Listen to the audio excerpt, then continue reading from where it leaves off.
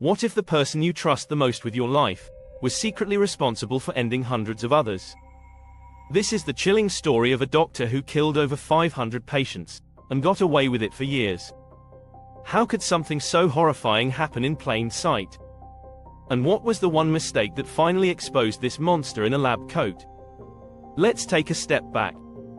The year was insert year in insert country, city, and no one suspected Dr. Harold Shipman, a trusted family doctor, of anything beyond routine checkups and prescriptions. But behind his friendly demeanor, something far darker was at play. Dr. Shipman had perfected his craft. For years, he injected his patients with lethal doses of drugs like diamorphine, claiming it was for their pain. And one by one, they died, in silence. Most of his victims were elderly, vulnerable, and often alone, making it easy for Shipman to cover his tracks. He signed off on their deaths as natural causes. No questions asked. No investigations launched. He was the gatekeeper of life and death, and no one doubted him.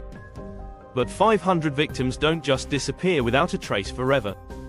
Shipman's arrogance grew, and so did his body count. But in the end, it was one mistake that unraveled his deadly scheme. Enter Kathleen Grundy. She was one of Shipman's older patients, a well-known and well-loved figure in her community. Her death wasn't immediately suspicious, but her family knew something didn't add up. Why would Kathleen, an active and healthy woman, die so suddenly? That's when her daughter discovered something that would change everything. Kathleen's will had been forged. And guess who it favored? Dr. Shipman himself. This one simple mistake, a signature, too bold and too obvious, sparked the investigation that would unravel years of murder. Police began to exhume bodies, dig deeper into Shipman's past, and what they found was horrifying.